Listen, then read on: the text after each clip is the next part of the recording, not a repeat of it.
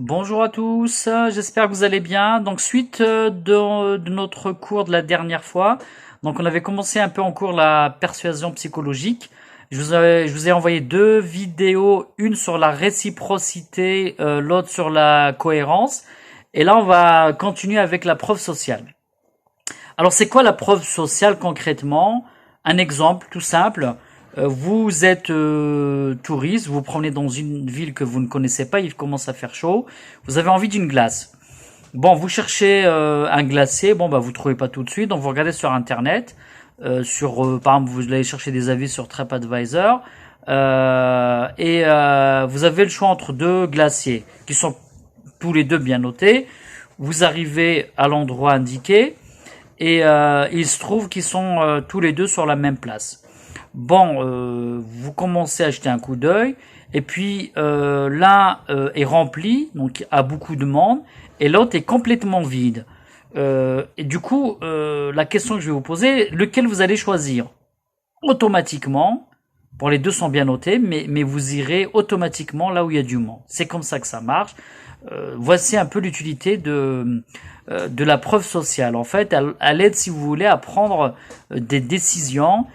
En gros, si d'autres personnes sont clients de ce glacier et qu'il est plein, c'est que ça doit être forcément bon. Et à l'inverse, de l'autre côté, si je passe devant un bar qui est vide ou un resto et s'il y a personne, je vais avoir des doutes, et alors que j'en sais rien, hein, si ça se trouve le glacier où il y avait personne, ces glaces étaient bien meilleures. Bon. Il suffit de remarquer d'ailleurs sur cette technique sur les foires et les salons, si vous avez l'occasion d'aller à la foire du Puy ou même Saint-Étienne, les posticheurs font du spectacle pour attirer du monde, car ils savent bien que le monde attire le monde. Parce que l'être humain a tendance un peu à désactiver son cerveau lorsqu'il se trouve dans un groupe et à suivre un petit peu aveuglément les mouvements de foule. Eh bien, si vous voulez, ce principe peut nous intéresser dans les techniques de vente en magasin. Pourquoi? Parce que il s'avère que moi, sur le magasin, par exemple Cosmopolite, où on fait du prêt-à-porter homme et beaucoup de cérémonies, ce que nous faisons régulièrement, c'est on demande aux mariés, une fois le mariage passé, de nous faire une petite photo donc durant le mariage, et de nous envoyer une photo avec un petit commentaire sympathique du service, de la qualité du produit et de ce que les invités en ont dit.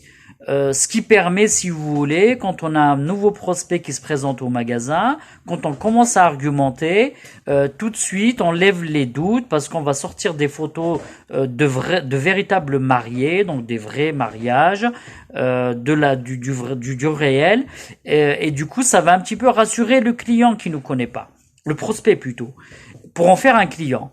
Très souvent je pense à mon élève qui est chez ING Fixation.